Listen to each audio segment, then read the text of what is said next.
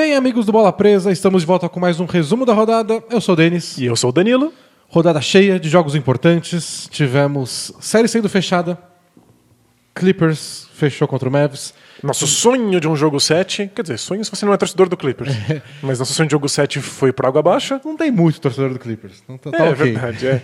O torcedor do Clippers tá muito triste. Simpatizantes Quer dizer, muito do Clippers, menos ainda. Tivemos séries com sobrevida. Então o Nuggets ganhou do Jazz, garante um jogo 7, o único jogo 7 dessa primeira rodada. E agora uma Até a gente rodada. descobrir do Rockets, né? É verdade. E Jazz e Nuggets com números históricos. É. Quem sonharia em ver isso numa série entre esses times?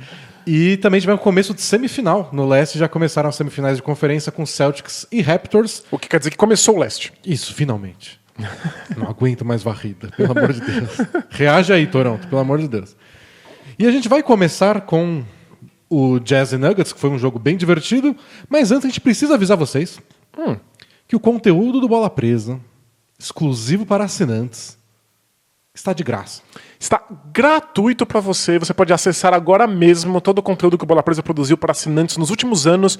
São mais de 70 podcasts especiais, mais de 200 textos exclusivos com análises aprofundadas. Tem Clube do Livro analisando obras famosas sobre basquete. Tem os nossos Film Rooms que a gente analisa jogos, como a gente faz aqui com A jogadinhas. gente assiste o jogo inteiro. Já assiste o jogo inteiro comentando jogada por jogada, dando contexto dos jogos clássicos para vocês. Então aproveita, tá tudo isso lá disponível no Hotmart Sparkle, que é o lugar em que agora tem todo o conteúdo do Bola Presa. Tudo que você precisa fazer é clicar nesse linkzinho que tem aqui na descrição do vídeo. Boa. E você vai chegar lá, você clica, já vai estar na página de assinatura, você coloca lá período grátis, você vai ter um mês para usar isso. Então vai ter que correr, ouvir 70 podcasts em um mês. É, mas aí a gente vai lançar mais podcasts, porque a gente lança 2 podcasts novos especiais para os assinantes todo mês. E depois, se der tudo certo, você continua assinando. Mas tudo bem, um mês de graça você garante, você vai poder escutar tudo que você quiser. Apoia a gente, ajuda bastante a gente também a criar o nosso conteúdo gratuito, que é esse resumo da rodada, por exemplo. Isso, o Bola Presa existe há anos por conta dos nossos assinantes, então vem ajudar também se você pode. Limpe sua consciência. Isso, e consumam muito conteúdo exclusivo. Vamos lá então, Nuggets e Jazz. Foi um jogo bem divertido. E o Jamal Murray, Danilo, fez 50 pontos. De novo. De novo. Agora já não é mais novidade. Agora a gente já não pode fazer cara de que estranhou, de que é esquisito. A gente tem que fazer cara de quem tá acostumado. Cara de paisagem. Eu quero que você me diga qual é o número mais bizarro de todos. Vamos lá. Jamal Murray se tornou o segundo jogador na história dos playoffs da NBA a conseguir mais de 45 pontos, 5 rebotes, 5 assistências em 3 partidas consecutivas. É só ele e Michael Jordan. Jamal Murray e Michael Jordan. Só. Na mesma frase. Na mesma frase. Mesmo hall. Outra estatística bizarra. Manda. Jamal Murray fez 50 pontos, dando 24 arremessos só. Isso porque ele acertou 9 bolas de 3 e acertou 7 lances livres. É que não é muito lance livre pra alguém que pontua tanto e ataca a cesta tantas vezes, né? É pouco até. Poderia ter sido mais. E se tornou o jogador com menos arremessos tentados para chegar em 50 pontos nos playoffs desde o Bob Cousy em 1953. Na ocasião, o Bob Cousy acertou só 10 de 22 arremessos, porém acertou 30 de 32 lances livres. Nossa, é surreal, Em geral Reclama você faz isso do com lances Harden. livres. Reclama do Harden que você vai ter que assistir um jogo do Bob Cousy batendo 32 lances livres. Não faz quase 70 anos. E por fim, a última estatística bizarra para você votar em qual é a mais estranha de todas, sabe qual é o playoff com mais atuações de 50 pontos na história da NBA? Diga. 2020. Por conta dessa. Que nem acabou a primeira rodada e só por causa dessa série. Porque foram 2 vezes o Donovan Mitchell, 2 do Jamal Murray, são 4. Um playoff com 4 atuações de 50 pontos, nunca vimos antes. E aconteceu só nessa série. O recorde anterior era de 2001, que teve 3, 2 do Allen Iverson, 1 do Vince Carter, e uma do Iverson e essa do Carter foi na mesma série também. É uma série incrível. Que inclusive a gente analisou no Film Room para os nossos assinantes. Então, e é outro tempo em que o basquete era mais ingênuo, em que era mais fácil você ter jogadores pontuando tanto. Mas tá aí, tem 3 números que pra mim... Não, são surreais. Não sei escolher qual é mais esquisito. É o Jamal Murray na mesma frase que Michael Jordan é fascinante, mas o fato de que você tem tantos jogos de 50 pontos numa única série é fora da realidade. E mostra quão talentosos são Donovan Mitchell e Jamal Murray, e também mostra quão ruins são essas duas defesas. Elas não estão conseguindo... Tipo, eu entendo, a gente vai assistir umas cestas do Jamal Murray no último quarto, igual a gente fez a outra vez, e tem umas coisas... São absurdas, né? Absurdas. Ele entrou numa zona de conforto. No quarto período ele estava acertando arremessos que não faziam nenhum sentido e que não era mais hit check, ele não estava testando para ver se estava quente, porque ele tinha certeza que estava quente, não precisa testar mais. É o nível Steph Curry, Damian Lillard de eu posso arremessar de qualquer lugar. É. Ele teve, no primeiro tempo, ele ficou muito... Ele começou isso no primeiro tempo, ele já estava pegando fogo. E aí ele tentou um arremesso de 3 a 3 passos da linha de 3 pontos, deu bico de aro, depois ele cometeu um turnover, e aí ele fez uma falta de ataque no Donovan Mitchell, e eu pensei, tá bom, hoje você não vai... Chegar em 50. Você não vai esquentar desse jeito de novo. No quarto período ele fez de novo, e aí dessa vez ele não cometeu mais erros. E esquentar no quarto período foi crucial para que o Nuggets pudesse arrancar essa vitória. Aliás, ele vinha de 2 jogos sem turnovers nenhum, que a gente tinha comentado no último resumo. Que é um número também muito grotesco. Dessa vez ele desperdiçou 5 bolas, pra pelo menos o jogo ser um pouco mais normal. Pois é, agora é um jogo de armador normal que pontua tanto. E o jogo foi legal, o Jazz começou bem, começou na frente, começou de novo tirando proveito daquela defesa de pick and roll que a gente já mostrou várias vezes que o Nuggets recua bastante. Só que logo na entrevista entre os quartos, foram conversar com o Mike Maloney, o técnico do Nuggets, e ele falou, a gente precisa ser mais agressivo. Parecia que aquele não era o plano de jogo.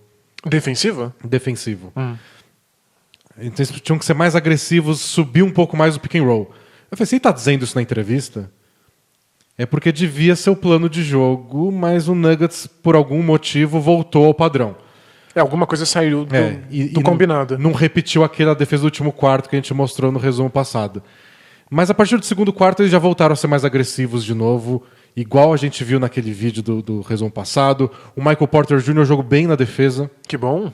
E roubou os minutos do Paul Millsap. E foi muito legal, porque o Michael Porter Jr. geralmente fica em quadra por causa do ataque, né? Ontem ele fez 2 pontos. Ou seja, ele se garantiu minimamente da defesa para ganhar minutos na quadra. Mas ficou 30 minutos em quadra, pegou 12 rebotes, que foi o máximo do time, e várias vezes ele era o cara da cobertura, não do toco, assim, mas o Jokic, ou às vezes o Mason Plumlee, alguém saía nessa defesa mais agressiva de pick and roll, e o Michael Porter ia lá para botar corpo no Gobert, para não deixar ele receber ponte aérea, para não deixar ele pegar rebote ofensivo. Porque a ideia era que o Jokic fizesse isso para ele não ter que ir no perímetro. Mas como a gente viu tantas vezes, não funciona contra o Jazz. Então se o Jokic tem que estar no perímetro, alguém tem que vir por trás e pelo menos colocar um corpo nos jogadores adversários. Então foi uma defesa mais agressiva do Nuggets que deu resultado, e aí o Nuggets conseguiu virar o placar no segundo período e manteve a liderança até o fim do jogo, embora sempre perto, sempre com uma ameaça. A diferença caía para 6, depois para 2, aí voltava para 8, mas o Nuggets não perdeu a liderança. Quando parecia que o Jazz tinha alguma chance no quarto período, aí o Jamal Murray pegou fogo de vez, e aí adeus. E essa defesa do Nuggets rendeu um número legal também, que mostra um pouco como incomodou o Jazz. Pontos no garrafão.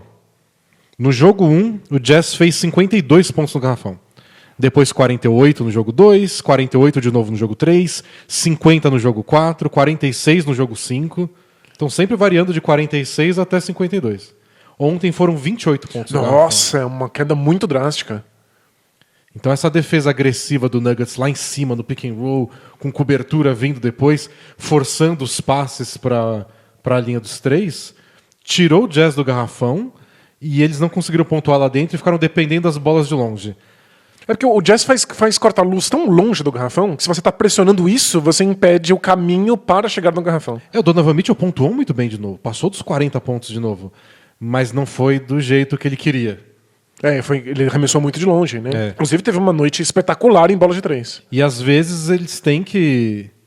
às vezes você toma a bola de 3 do Joe Ingles e do Mike Conley porque eles são bons arremessadores. Mas às vezes não, é uma coisa meio irregular, eles conseguiram contestar algumas dessas bolas e no garrafão não pisaram. Então acho que transformador. E foi o pior jogo do Gobert ofensivamente também. Então foi um ajuste legal. Sem esse pick and roll é difícil para ele. Um ajuste legal do Nuggets, que agora ganhou 2 jogos seguidos, o Jamal Murray pensa que é Deus. São 2 jogos com o mesmo ajuste, com esse ajuste dando resultado de Jamal Murray pegando fogo desse jeito. E teremos jogo 7. Casa de quem? Casa do Nuggets, porém... Sem altitude. Telão do Nuggets, vamos dizer assim. Você acha que eles deveriam ter a opção de levar uma câmera hiperbárica e aí eles... Vamos tirar o oxigênio daqui de dentro. Isso, aí simula altitude lá em Orlando. E essa é outra coisa engraçada. Você lembra na temporada passada? Foi a primeira vez do Nuggets nos playoffs. O Nuggets do Mike Maloney como técnico, com essa formação. Foi jogo 7 na primeira rodada contra o Spurs, que eles ganharam. Jogo 7 na segunda rodada contra o Blazers, aí eles perderam. E agora jogo 7 de novo. Eles gostam de séries Esse longas, Nuggets né? não sabe que é uma série de playoff que não vá para 7 jogos. O que dá dó, porque se tem uma pessoa no mundo que merece um descanso e um suquinho, é o Jokic. Mas se você pensar que é um time jovem, e você quer dar experiência de playoff... Olha, experiência eles estão tendo. 3 jogos 7 só pra botar... Tem jogador que passa a vida aí e joga um jogo 7. Né? É verdade. Aliás, vai ser uma experiência aí pro Jamal Murray, mais um jogo 7, pra ver se ele consegue manter essa aura de 50 pontos por jogo. O pessoal tava comentando ontem no Twitter. Talvez tenham sido os 4 melhores jogos do Jamal Murray na vida dele, os 4 em sequência nos playoffs. Se ele faz isso num jogo 7, aí ele já tá no hall das lendas. Agora você olha aquela renovação, aquela extensão de contrato dele e fala... Ufa, valeu. Finalmente ele tá na conversa com o Michael Jordan, então acho que vale. Tá barato. Opa, um trocado. Bom, outra coisa que eu acho que vale comentar. Diga. A gente tem aquela estatística do plus-minus, né? Que é o saldo de pontos. Quando o jogador tá na quadra. Então, quando determinado jogador tá na quadra, o time deles fez mais ou menos pontos do que o adversário. O Michael Porter teve o melhor plus-minus do jogo com mais 21. Num jogo que foi disputado, tá ótimo. Em que ele fez 2 pontos. E o Donovan Mitchell teve o único saldo positivo de todo o Jazz. E aí eu fui dar uma olhada, porque ele jogou 40 minutos. E como o Jamal Murray jogou quase 44, eu já fiquei tipo... Não devia ter jogado mais, talvez? Provavelmente esses 8 minutos que o Donovan Mitchell não estava vindo em quadra, o Jazz deve ter tomado muito mais pontos do que sofreu.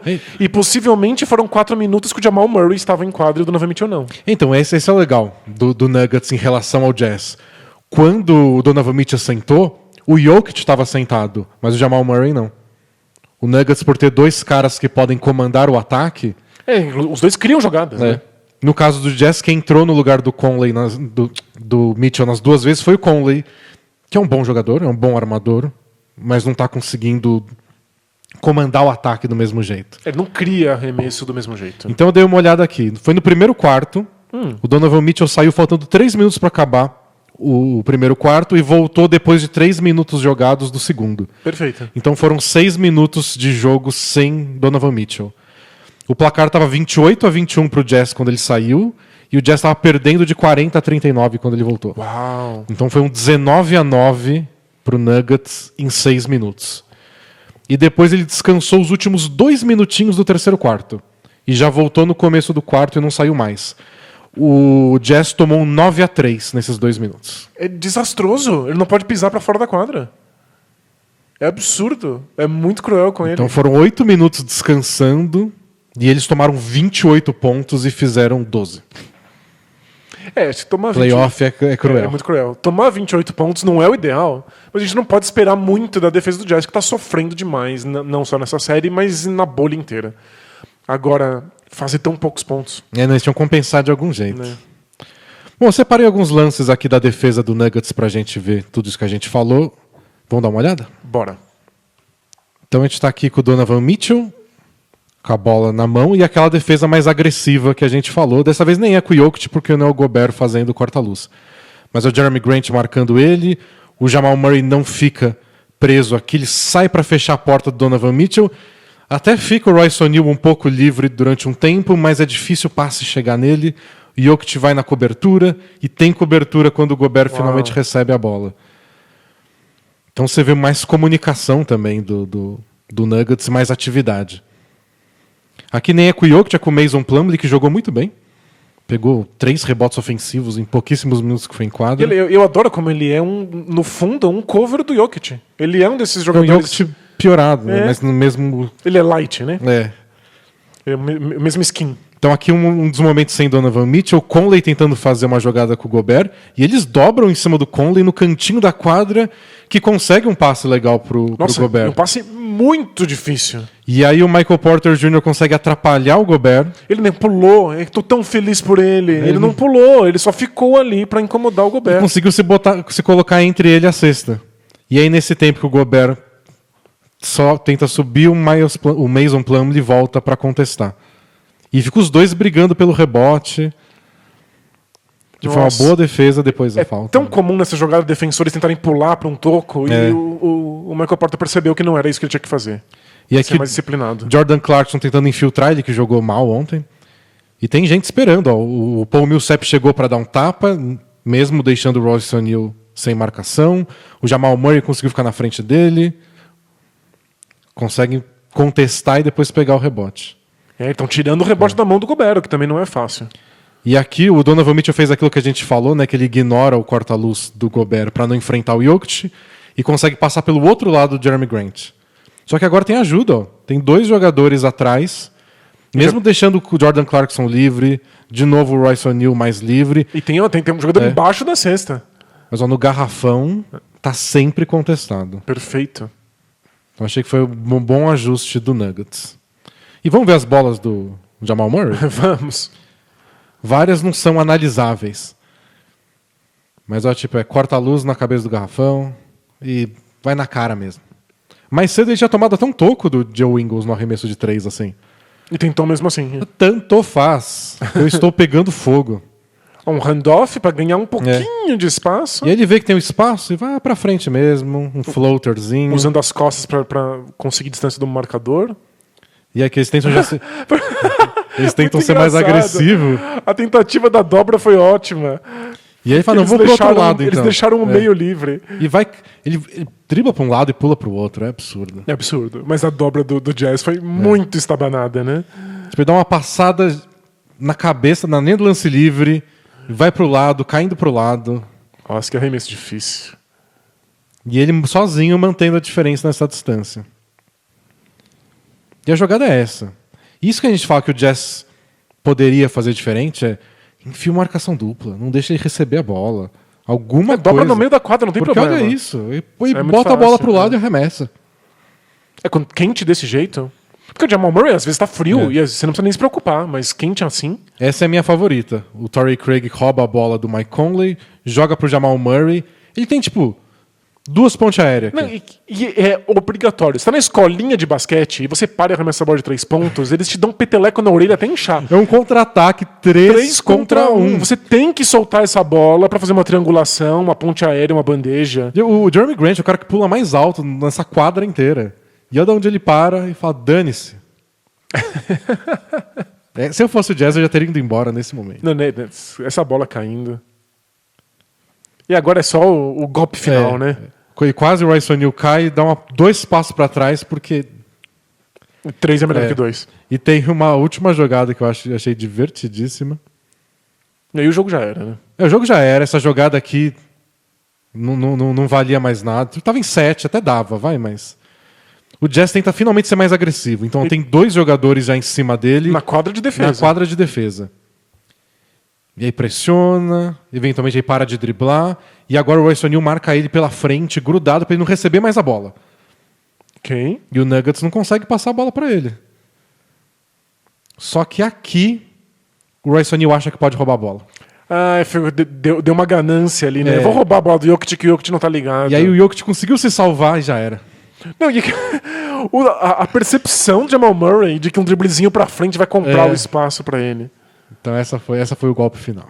Não dá pra criticar ali a tentativa do roubo de bola, porque eles estavam 7 pontos atrás, um faltando minuto faltando. Um minuto. Você tem que ser agressivo nesse momento, você tem que arriscar, você tem que apostar, e a aposta deu errado. Porque o Jokic tinha um excelente passador, o Jamal Murray tava enlouquecido, né? Então, acho que valem as duas coisas. Vale ressaltar a defesa do Nuggets, que fez bons ajustes, tem o fator tático, mas tem esse fator Jamal Murray que é só... Não sei, ele tá acertando tudo. E cabe um pouco ao Jazz não permitir que ele chegue nesse ponto. Você tem que dobrar antes, tem que pedir que a bola chegue, você tem que fazer marcação quadra inteira. Testar o resto do time. Alguma coisa você tem que fazer. Mas... Tira o cara que tá marcando o Michael Porter, dobra nele e vê se o Michael Porter começa a fazer cestas, já que não fez o jogo inteiro. Claro. Porém, Desespero.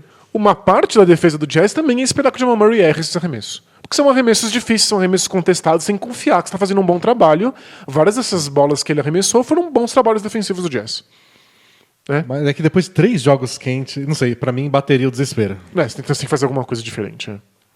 Bom, esse jogo 7 vai ser uma partidaça, porque a gente fala menos do Donovan Mitchell quando o Jamal Murray ganha o jogo por conta própria. Mas jogou um absurdo. Jogou um absurdo, tá quente do mesmo jeito. Não teve garrafão, mas arremessou do perímetro sem parar. Por pouco não chegou em 50 também.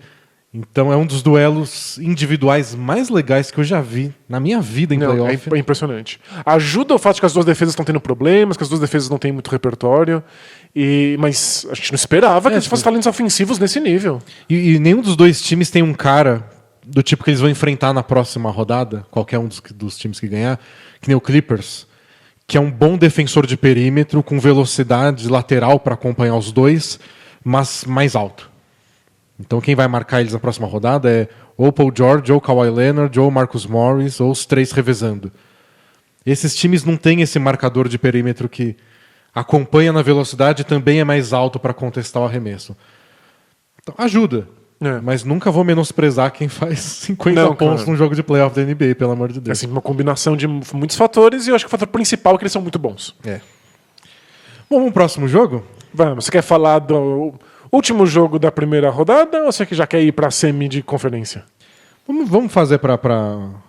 Já que a gente tá falando do adversário aqui do Clippers, vamos pro Clippers. Boa. Depois a gente pode até ser mais rápido, já que Raptors e Celtics vale mais. Mas tudo bem, foi um jogo divertido aí. Adeus ao Dallas Mavericks. Foi uma participação muitas muito alegrias. honrosa. Muitas alegrias. Mesmo se você é torcedor do Mavericks, deve estar muito feliz com o Luka Doncic, com como esse time mostrou que tem garra, que tem vontade, todas essas coisas genéricas de time brigador. Mas o Dallas não parecia esse time. O Dallas parecia um desses times alegres, felizes, saltitantes, que tem o melhor ataque em aproveitamento da história da NBA. Não um time que dá peitada e entra em briga e tem gente expulsa. Foi uma revelação ver que o Mavis pode ser mais durão do que parecia. Eu acho que é só motivo para festejar. E tá todo mundo apaixonado pelo Luka. Tem o olheiro dizendo que ele vai ganhar muitos MVPs durante a carreira. A gente recebeu uma mensagem no Both Things Play Hard lá do podcast falando... Pô, não é revoltante que todos os melhores ataques da história da NBA, você vê lá o top 5... Todo mundo ou foi campeão, ou pelo menos chegou na final. O Warriors do ano passado não foi campeão, porque também teve um monte de lesão na final, mas bom, tá sempre brigando por título. Menos o Dallas, que ultrapassou o número de todo mundo e não passou da primeira rodada. É estranho mesmo, né? Então, por um lado é frustrante. Por outro, não devia ser o melhor ataque da NBA. Eles não têm Kevin Durant, Klay Thompson e Steph Curry. Como é que você, com esse elenco... que é um elenco ainda meio tapa-buraco depois da chegada do Luka e do Porzingis, e com o Porzingis lesionado e muitos jogadores do Mavericks lesionados a temporada inteira, como é que você consegue o melhor ataque em aproveitamento na história? E a defesa vai melhorar muito ainda. Porque não dá pra piorar muito também. Pelo menos agora você sabe pra onde montar, sabe o que dá certo, o que você precisa ajustar. Eu fiquei muito feliz. O Mavis jogou defensivamente muito melhor nos últimos jogos. É que o Porzingis fez muita falta, Sim. né? O placar desse jogo já foi mais baixo que os outros, para os 2 melhores ataques da NBA, especificamente. A gente viu uma coisa que a gente não tinha visto, que foi marcação dupla do Mavis no Kawhi Leonard, sempre que possível, e marcação dupla do Clippers no Doncic. Então foram 2 defesas bem parecidas. Foi o Clippers tendo que sair da sua zona de conforto defensiva, porque o Doncic é absurdo, e o Mavis fazendo uma coisa que não é fácil. Mas defesas ruins, tentam dobrar e só fazem lixo. Você acaba deixando gente livre que não deveria estar livre naquela posição. Isso, e aí você não consegue se recuperar, e aí os jogadores tentam se recuperar ao mesmo tempo e batem cabeça. E o Mavis se saiu bem. Né? Foi um time bem controlado. Às vezes até uma falha nossa de críticos, dizendo tipo, tem que dobrar a marcação do Jamal Murray. Talvez tenha mesmo. Agora... Me bota lá pra falar da onde vai vir essa dobra. Claro, isso é muito difícil. Em que ponto da quadra, que jogador a gente vai deixar livre e como a gente vai fazer a cobertura. só falar dobra é fácil, mas realizar bem uma dobra, para você não ficar dando uma enterrada livre toda vez que você dobrar, é bem mais difícil, precisa de treino, entrosamento. Você precisa treinar o time especificamente para isso. Times precisam ser treinados em dobras. E alguns técnicos preferem não treinar isso para treinar marcação individual ou troca de marcação no corta-luz, se focar. Porque dobras exigem muitas decisões. E nem todo time está preparado para decidir coisas na defesa. É melhor fazer tudo no automático para não ficar vacilando. Então, nem todo mundo é o Draymond Green, o LeBron James. Jogadores que instintivamente sabem que decisão eles deveriam tomar. Mas eu achei uma excelente notícia para o Mavs. Eles conseguiram jogar bem na defesa, eles conseguiram dobrar bem a marcação. O Doncic jogou espetacularmente bem, mesmo recebendo marcação dupla. 38 pontos. Não, eu separei jogadas aqui que são absurdas. Tem vezes que o Doncic recebe marcação dupla e bate o Paul George e depois bate o Kawhi Leonard e ainda consegue fazer a cesta e sofrer a falta. E ele não sai do chão. Ele é lerdo. Ele é lerdo. E ele comeu lasanha demais. E tudo bem. É impressionante como ele consegue dar um jeito mesmo contra essas defesas, e eu acho que não só ele vai melhorar, e a volta do Porzingis vai ser muito benéfica para o time, mas a defesa deu sinais de que poderia atrapalhar o Clippers, por exemplo. E isso não é pouca coisa. Não, o mais importante é, além de treinar a defesa, procurar soluções que estejam de acordo com esse elenco, fazer contratações, né? Exato, é um elenco que ainda precisa de mais caldo. E torcer para o Porzingis não se machucar mais, porque a lista de lesões que ele tem em pé, tornozelo e joelho, nos dois, no esquerdo e no direito, com só 25 anos de idade, é bem preocupante. A gente já começa a achar que o normal dele é estar lesionado, né? Você quer ver as jogadas do Luka já? Vamos lá. Eu separei uma miscelânea de jogadas. Tem jogadas do Luka, tem dobra de marcação do Clippers, dobra de marcação do Mavs. E as cestas finais do Kawhi Leonard que mataram o jogo, pra gente ver quão engraçado é ver a facilidade do Kawhi pra fazer essas bolas. Vamos ver. Aqui já começa com a dobra no Kawhi. O Kawhi Leonard já tá sofrendo uma dobra de marcação.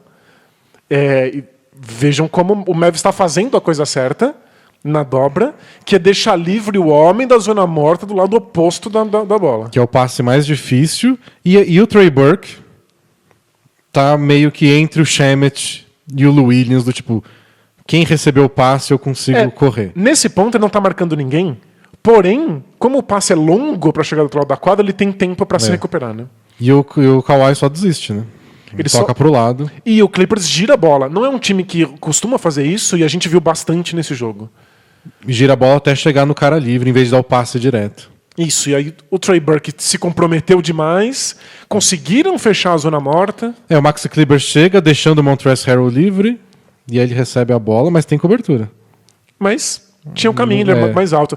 E a gente viu ali o Tim Hardaway, não estava muito preparado para esse passe para o garrafão.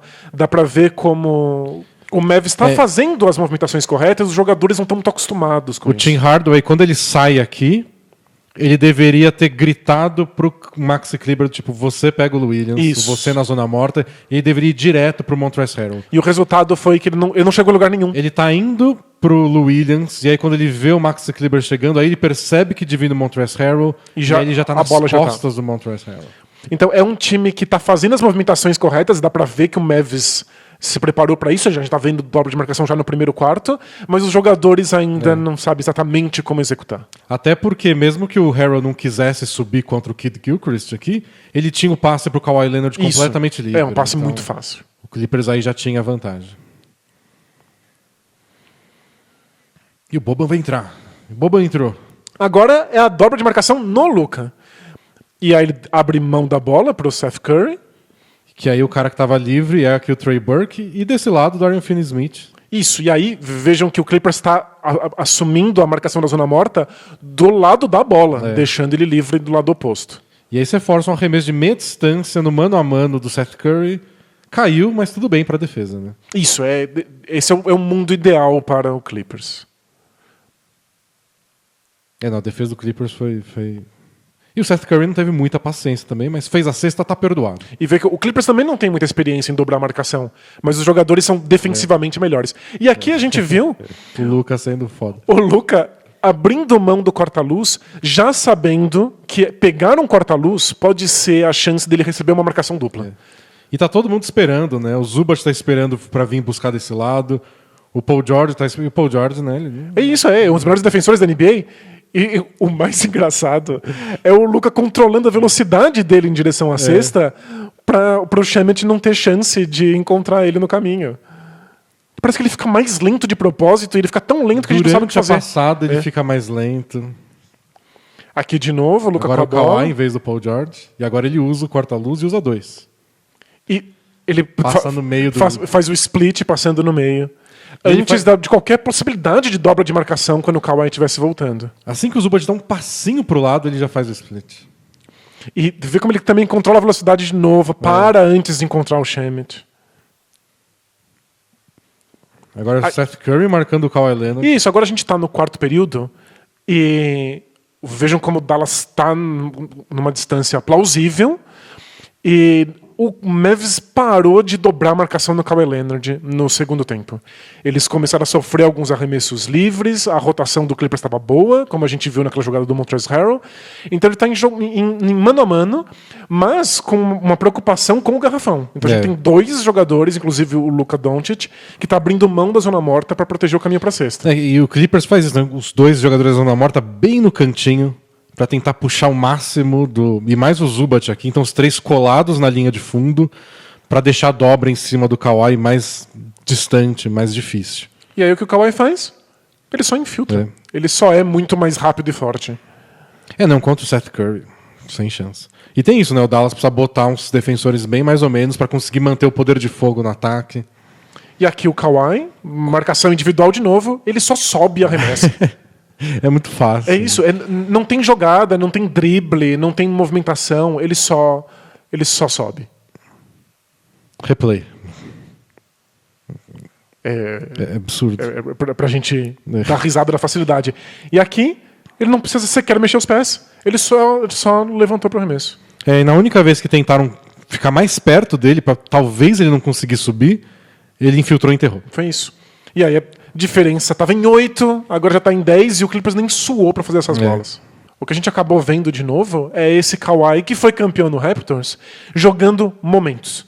Ele não precisa comandar o ataque, ele não precisa trazer a bola, inclusive ele recebeu a marcação quadra inteira quando tentou trazer a bola. Ele não precisa criar as jogadas. Ele tem essas fases no jogo em que ele pega a bola, nem mexe os pés, levanta, faz um arremesso. Já faz um terror na cabeça da defesa, porque vão ter que dobrar, vão ter que mudar, vão ter que substituir, botar um marcador mais alto. Aí, de repente, ele não recebe mais a bola. Ele não está mais comandando nada. Ele faz 6 pontos seguidos nesse momento tenso em que o Mavs estava se aproximando no quarto período e depois ele não toca mais na bola. E várias vezes é assim mesmo, do tipo, caiu a diferença para 6, para 5. O Doc Rivers perde um tempo, volta, é Kawhi, pronto. E isso explica até um pouco porque que o Mavs não estava mais dobrando no Kawhi Leonard. Nesse momento do jogo, no quarto período, o Kawhi não estava recebendo a bola. É claro que eles tentaram dobrar e foram punidos várias vezes, mas uma hora você perde o ritmo da dobra, porque não está mais acontecendo, e aí de repente o Kawhi recebe marcação individual do Steph Curry. E mata o jogo. É um time bem difícil de separar do Clippers. Dallas desfalcado. Vai ser... Pra quem se empolgou tanto no começo da série, tipo todo mundo, vai ficar com esse... se o Porzingis estivesse, não que ia ganhar, mas... É sempre chato um desfalque tão importante. É muito. Mas celebre o Luka Doncic. Eu achei um número aqui. O Luka fez 15 pontos no primeiro tempo. Bom, daria 30 no jogo inteiro se ele mantivesse a média. Recebendo dobra de marcação, tendo que acertar arremessos difíceis com um passo para trás, tendo que enfrentar as dobras e tentar passar no meio. No terceiro quarto, quando ele voltou do intervalo, ele já fez 16 pontos. Já fez mais do que o primeiro tempo inteiro. Ele já estava ajustado. Aí são essas jogadas que a gente viu dele controlando o ritmo, dele não usando o corta-luz para conseguir bater para a cesta e deixar o Paul George nas costas. É surreal como ele se adapta. Ele é de outro planeta. Ele começou essa série muito mal. No primeiro quarto. Primeiro quarto do primeiro jogo foi terrível. Depois disso... É incrível. Não, agora eu já sei como é playoff. Beleza, tô acostumado. E aí ele recebe dobra e não vai tão bem. E aí no terceiro quarto ele já sabe como lidar com essa dobra. É uma velocidade de aprendizado absurda. Não, sinceramente, o Dallas pode errar muito nos próximos anos. Em contratação, etc. Eu acho que o mínimo é isso. O mínimo é um dos melhores ataques da NBA todo ano, só pela presença do Luka Doncic. É só porque ele é imarcável. Agora, para passar de rodadas, para brigar por título, precisa não ter lesão de jogador importante, precisa de melhor defesa, etc. Mas acho que o mínimo é isso, porque ele só vai melhorar também.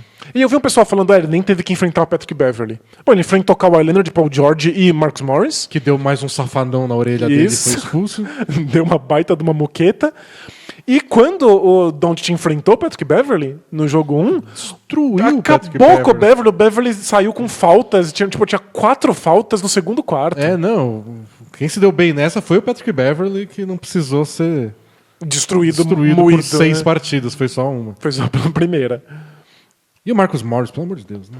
É descontrolado, só né? Só não bate nas pessoas, por favor. Só isso. Por gentileza. Não, o mais engraçado ele pisou lá no tênis do Doncic, o que foi visivelmente intencional, mesmo que talvez a intenção não fosse machucar. Foi pra entrar na cabeça do Doncic ou o que seja. E aí teve que falar, não, eu prezo pela saúde dos atletas, eu quero ser competitivo, eu não quero machucar ninguém. Jogo seguinte, dá uma moqueta na cabeça do Doncic numa bandeja. E aí o Doncic falou depois do jogo que... eu achei que na outra partida não era nada, mas agora percebi que foi. Não quero nada, nenhuma relação com um jogador desse tipo. E aí o Marcus Morris comenta no Instagram, que é sempre muito maduro. Esse adulto. E chama ele de Chorão. Ele fala, Chorão, Clippers em 6. Ele tem 12 anos de idade. Mas essa que o Doncic achou que não tinha sido nada o pisão no tênis, a entrevista depois do jogo, ele falou assim, eu prefiro acreditar que ele não queria me machucar, né? A gente nunca sabe, mas eu prefiro acreditar que não foi nada. Visivelmente, ele achou que foi intencional. Dá pra ver. Não, é ridículo. Bom, vamos pro último jogo da noite. Da noite não, porque foi às 2 horas da tarde. O último jogo do domingo, que foi a primeira partida das semifinais de conferência, Toronto Raptors e Boston Celtics. O Celtics detonou com tudo no primeiro quarto, abriu uma diferença colossal no placar e conseguiu manter a diferença, não exatamente aquela ao longo do jogo, ficou um pouco mais perto depois, abriu mais de novo, mas foi um jogo muito sob controle do Celtics para uma série que a gente esperava que fosse mais pau a pau. O Raptors jogou bem melhor o segundo tempo, o terceiro quarto foi bem digno, porém a vantagem do primeiro quarto já era alta demais e o Celtics continuou no controle da série. Primeiro quarto, não primeiro tempo. Ouço quem está falando. Foi muito rápido que o Celtics abriu a vantagem. Muito. E o Raptors tentou impor a defesa deles. Tentou fazer com que o Celtics tivesse que trabalhar, inclusive tirando aquele arremesso que a gente viu na série anterior do Celtics, que é corta-luz arremesso. Então eles contestaram isso, marcaram bem alto, e aí o resultado foi que no primeiro quarto o Raptors tinha feito 11 faltas. 11 faltas! Foi o máximo de faltas num quarto da temporada inteira. E o Siakam teve que sair do jogo por causa de falta, porque ele fez 2 rapidinho, depois acabou fazendo a terceira cedo também. E coitado, o Siakam errou vários arremessos contestados, a defesa do Celtics também foi muito boa, foi o que a gente imaginava até, foi um jogo de 2 defesas fortes. Mas o Siakam no primeiro quarto teve tanta oportunidade de fazer bandejinha, ele conseguiu tanta bola perto da cesta, que mesmo que tivesse alguém ali atrapalhando, são bolas que ele faz tranquilamente, ele errou tudo. Uma coisa que eu achei que matou o jogo, tem a parte tática que a gente vai comentar um pouco mais, que é bem importante, mas eu achei que individualmente os jogadores do Raptors, especialmente os titulares, jogaram tão mal que a gente não conseguiu ver a continuação do jogo, vamos dizer assim. Os ajustes, os contra-ataques, porque eles não estavam acertando bola fácil, bola sem marcação. E a defesa do Celtics é boa, você já não vai ter muitas dessas oportunidades. Quando você não acerta essas, aí o jogo acaba. Foi curioso, as 2 defesas são muito fortes e o Raptors é o segundo melhor time em pontos de turnover na NBA e o melhor time em pontos de contra-ataque. Então eles quiseram acelerar o jogo para não ter que pegar a defesa do Celtics e o Celtics fez a mesma coisa, acelerou também. E o Celtics é um dos melhores times em defesa de contra-ataque. E ontem eles fizeram isso muito bem. E o Celtics cometeu muito turnover, né? Mas de qualquer forma, não importa se eles erravam arremesso, cometiam turnover, todo mundo voltava assim. E foi muito não engraçado. Tinha contra-ataque. São defesas muito fortes e tentando acelerar para o outro lado, e aí enfrentando defesas fortes de novo. E o Raptors não conseguiu lidar com isso. Com a ideia de que não teve muita cesta fácil, e mesmo quando teve cesta perto da cesta, perto do aro, como o Siakam, a bola não entrava. O Nick Nurse comentou que o problema foi que o time em nenhum momento entrou num ritmo ofensivo. Sabe, essa coisa de acertei essa bola de 3, na próxima eu acerto de novo, e aí você ganha confiança. Isso não aconteceu. Ninguém acertou nada. Não teve um jogador que acertou 3 bolas seguidas pra diminuir a diferença. Vamos, tamo no jogo. Van Fleet não arremessou bem. O Kyle Lowry jogou mal. E se fosse no passado, a gente falaria o Raptors no jogo 1. É sempre assim. É o Raptors jogando em casa no jogo 1. Nossa, é piada pronta até o ano passado. Só que agora o que eu pensei em vez da piada foi o Kyle Lowry machucou o tornozelo no último jogo da série contra o Nets. Era dúvida para o jogo da quarta-feira que não aconteceu porque foi adiado. Será que ele não se recuperou totalmente? A gente Foi um jogo bem discreto do Lowry. A gente estava com dúvida se ele ia ter restrição de minutos, e pelo jeito não teve, mas também não jogou bem. Mas também não foi o Van Fleet. Todo mundo jogou mal. O Van Fleet acertou 3 dos 16 arremessos que tentou, e o Siakam acertou 5 dos 16 arremessos que tentou, errou todas as bolas de 3 pontos. A gente pode ver aí o jogo defensivo, você pode algumas jogadas, mas não explica. A defesa do Celtics foi boa, mas não foi boa o suficiente para esse tipo de aproveitamento. O Raptors tinha que ter respondido. Não era um jogo para ter sido decidido em um quarto. Se o Raptors tivesse atacado melhor. Por outro lado, não deixa de ser uma coisa que a gente já tinha avisado desde a temporada regular. Quando a gente fez o review do retorno da NBA, a gente falou, o ataque do Raptors é tipo 15º, 16º melhor da temporada. Eles brilham em contra-ataque. Não é grande coisa. O negócio deles é defesa e os pontos que eles geram por essa defesa. E a defesa foi bem, mas os Celtics têm muito talento individual para lidar com defesa. Eles tentaram defesa por zona, eles chegaram a dobrar no Tatum, e aí o Jaylen Brown se aproveitou disso. Não, o Jason Tatum ele fez 2 pontos no primeiro quarto. Foi isso, Ele acertou um arremesso só. Depois ele até foi o cestinha do jogo, acho que fez 21 pontos. Mas no primeiro quarto, quando foi que o Celtics abriu a vantagem, quase não recebeu a bola. Ele estava só recebendo dobra quando recebia um passe. E tudo bem, o Celtics não precisa dele para pontuar. E um número bem legal, a gente provavelmente vai ver nas jogadas que você separou. Antes da série começar, o Brad Stevens disse que ele achava que essa série não seria vencida pelos Celtics em jogada de mano a mano, igual foi contra os Sixers. Ele falou, não vai dar certo porque o Raptors taca uma blitz na sua cara e você não consegue criar jogadas. E eles passaram mais a bola, a gente viu isso. E aí, o Celtics é um time que passa pouco a bola. E aí eu fui ver os números. Na temporada regular, o Celtics dava 283 passes por jogo. É o 21º da NBA em passes. Está entre os 10 últimos. Está nos 10 últimos. Nos playoffs, ou seja, série contra o Sixers, 241 passes. Só o Blazers deu menos passes. Impressionante. Então, penúltimo. Só no jogo de ontem, 300. Nossa, é uma melhora significativa. Então, 60 passes a mais do que eles deram em média nos jogos contra o Sixers. E isso é uma coisa que a gente sempre soube. É um time que pode passar a bola e o Brad Stevens é um técnico que gosta de passar a bola. O que acontece é que existe um conflito entre o estilo individual desses jogadores, que sabem passar a bola, mas não querem, e o que o técnico gostaria que o time fosse. Com Tatum e Kemba, não sei se eu preciso tanto. E mesmo Jaylen Brown, nenhum deles é fã e todos eles podem jogar sem esses passes, né? Vamos ver os lances? Vamos lá. E olha, a gente vê o Jason Tatum recebendo a bola e a defesa do Raptors já está totalmente pronta para lidar com isso. Já tem 3 jogadores em volta dele. 3 jogadores em volta, inclusive a zona morta, que é um passe bem curto para ele, não está sendo defendida. E é o Brad Wanamaker, não é também o grande ameaça de 3 pontos. E aí, para não ter essa infiltração do Tatum, e aí a gente vê que tipo de arremesso o Tatum consegue fazer. Foi a cesta dele no primeiro quarto. Foi. E para ver como a resposta do Tatum para as dobras de marcação e para essa blitz que o Raptors estava fazendo foi arremessar muito rápido. Arremessar antes que os jogadores chegassem nele. E ele é muito bom nisso. Aqui a gente está vendo a defesa do Raptors impedindo esses passes para dentro do garrafão. Mas olha como já voltou todo mundo. Isso. E tem um corpo na frente do Ibaka. Tudo que o Raptors quer fazer é essas jogadas de contra-ataque, e a defesa deles funcionou.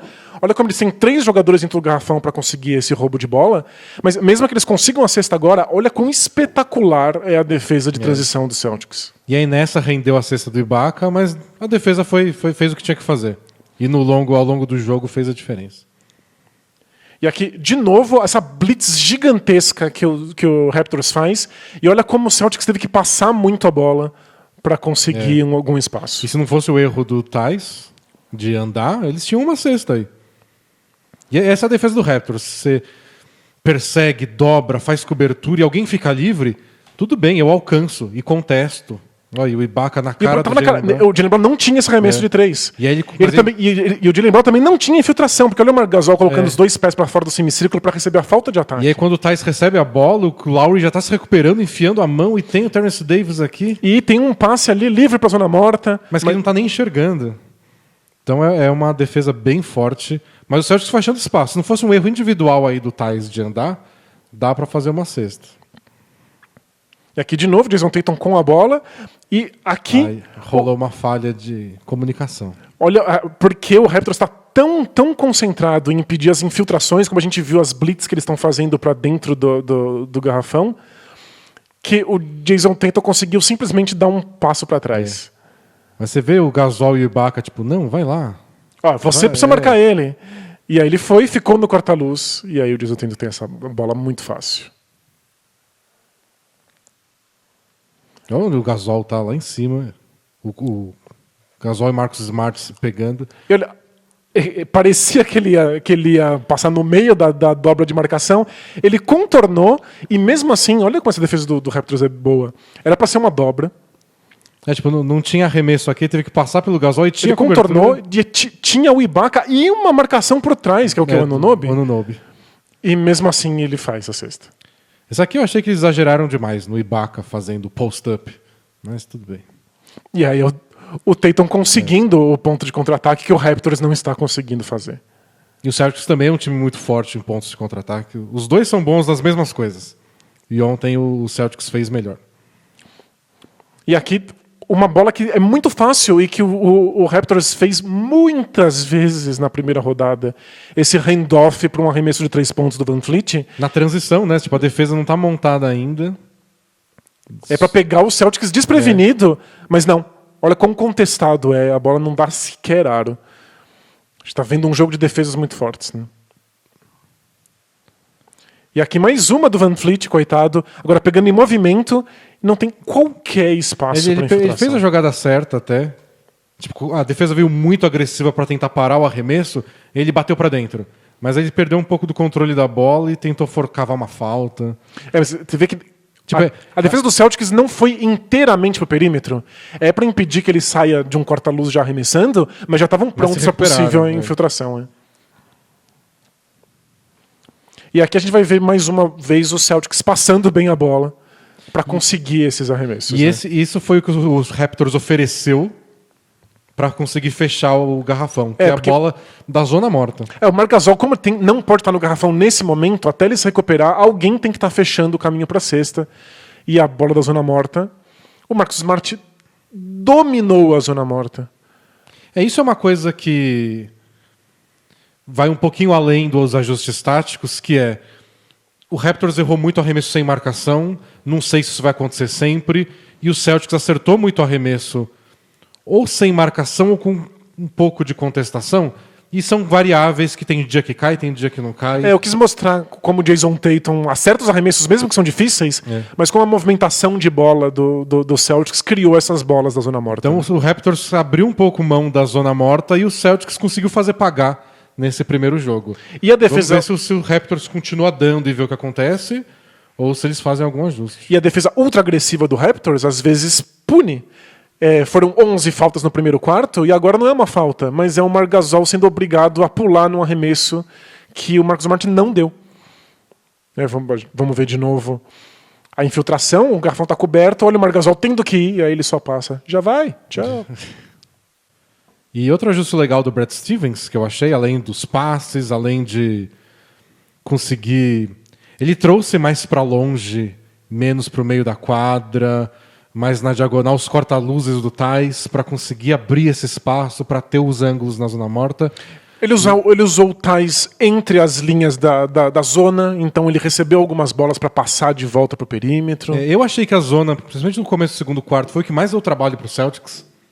Talvez a gente veja mais ao longo da série. Até porque acaba exigindo coisas do Theis que não é um grande passador, não é um...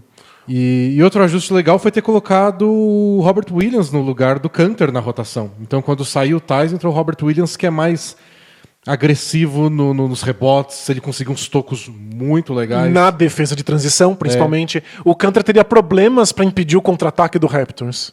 Então, é uma substituição que fez muito Então sentido. ele faz corta-luz, a grid é uma ameaça na ponte aérea, naqueles pick and rolls. E volta muito rápido para a defesa. Correndo na defesa, ele é muito mais agressivo na defesa para fazer isso que a gente viu de tentar contestar os arremessos do Raptors. E se o Raptors não tem esses pontos de contra-ataque, o ataque é muito mais limitado, especialmente contra a defesa boa do Celtics. Mas Nick Nurse, especialista, pelo menos nos playoffs da temporada passada e ao longo dessa temporada onde ele foi eleito técnico do ano, merecidamente, ganhou a fama pelos ajustes que ele faz entre um jogo e outro, às vezes no próprio jogo.